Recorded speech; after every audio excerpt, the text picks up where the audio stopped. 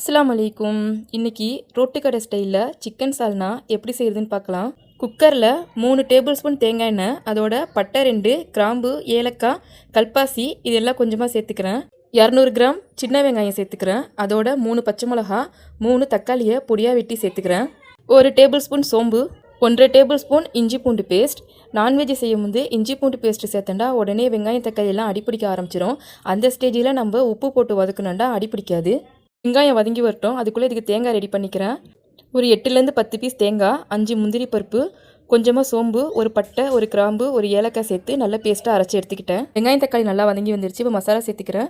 1 table spoon மிளகாய்த்தூள், கொஞ்சமாக மஞ்சள் தூள், 1.5 டேபிள் ஸ்பூன் கரம் மசாலா, சிக்கனை சேர்த்து நல்லா வதக்கிக்கிறேன். அரைச்சிருக்கிற தேங்காவை சேர்த்து தேவையான அளவு தண்ணி சேர்த்துக்கிறேன். அதோட 1 டேபிள் ஸ்பூன் மல்லித்தூள் சேர்த்து ஒரு விசில் விட்டு ஆஃப் பண்ணிட்டேன். கடைசியாக கொஞ்சமாக மல்லி புதினா. சூப்பரான சிக்கன் சால்னா ரெடி ஆயிடுச்சு. நீங்களும் ட்ரை பண்ணி பாருங்கள். தேங்க்யூ.